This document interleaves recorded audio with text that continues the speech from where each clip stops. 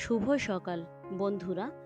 ছেলে আর ওর আব্বু এক জায়গায় অনুষ্ঠানে গিয়েছিল, সেখান থেকে ফেরার পথে হোটেল থেকে আমার জন্য এক প্লেট মাংস নিয়ে এসেছে। আর ছেলেটা আমার জন্য দেখছি একটা ভুট্টা নিয়ে এসেছে। ওর আব্বু বলছিল যে ছেলেটা নিজে গিয়ে দোকান থেকে কিনেছে ভুট্টাটা। চলুন ভুট্টাটা খেয়ে নিয়েছি। সকালবেলা উঠে আগে কারখানায় এসেছি, কারণ হচ্ছে কি আজকেরে একটা গেঞ্জির অর্ডার আছে, যেটা হচ্ছে ইন্ডিয়ান অয়েল দুর্গাপুরে যাবে, এই ডেলিভারি করতে হবে। বেলা 11টার মধ্যে এটাকে দিতে হবে। তাই সবাই মিলে একদম সকাল সকাল বসে পড়েছি। আমি এখানে হিট মারছি, আর অন্য সমস্ত সবাই কেউ আয়রন করছে, কেউ প্যাকেট করছে। চলুন,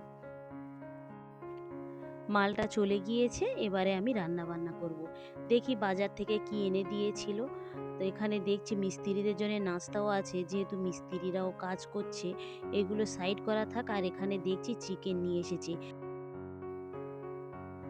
চিকেনটা আগে একটা পাত্রে ঢেলে নিই, তারপরে অন্য বাজারগুলো বের করব। আর দেখলাম যে কচু এনেছে, কচুটা আলু দিয়ে রান্না করব আর চিকেন রান্না করব। ভীষণ জোরে খিদেও লেগেছে, একদম ভোর ভোর থাকতে থাকতে তখন নেমে গিয়েছিলাম কারখানায়। অল্প দুটো কিছু খেয়েছিলাম সকালবেলা, আর এখন যেহেতু 11:30 12টার মতো বেজে গিয়েছে, তা খিদেও লেগে গিয়েছে। দেখি যদি কোনো খাবার থাকে তাহলে খাওয়া যাবে।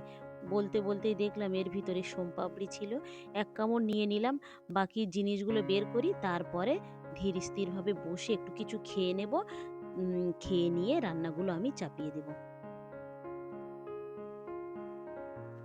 এক এক করে সবগুলো বের করাও হয়ে গিয়েছে। এখানে দেখছি কাঁচা ছোলা আছে, চিনি, তেল, টোস্ট, লবণ, কেক, রুটি এই সমস্ত নিয়ে এসেছিল। ব্যাস বাজার বের করে এই কেকটা কেটেছিলাম আমি বসে খাবো বলে। হঠাৎ করে দেখলাম কাটা শেষ, আর দুজন মেহমান এসে গিয়েছে। কি আর করব, প্লেটে করে তাদেরকে আগে দিয়ে দিই, তারপরে অন্য কিছু আমি আরেকটু খেয়ে নেব।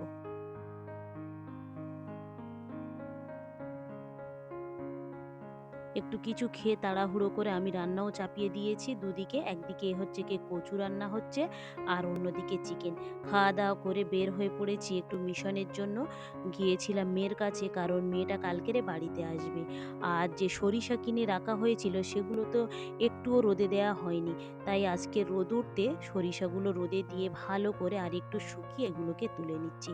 আর আজকের একটা খুব খুশির দিন আছে বলে স্টাফদের জিজ্ঞাসা করা হয়েছিল কে কি খাবে। কেউ কেউ বলেছিল রসগোল্লা, কেউ বলেছিল লাল মিষ্টি, আর কেউ বলেছিল বিরিয়ানি। তাই তাদের জন্য সেই সমস্ত জিনিসগুলো আনা হয়েছে। চলুন এগুলো বের করে তাদেরকে দেব। ভিডিওটা তাহলে এখানেই শেষ করছি। ভালো থাকবেন, সুস্থ থাকবেন, আর ব্লগটি কেমন লাগলো অবশ্যই জানাবেন। ভালো লাগলে একটা সাবস্ক্রাইব করে দেবেন। দেখা হবে পরবর্তী ব্লগে।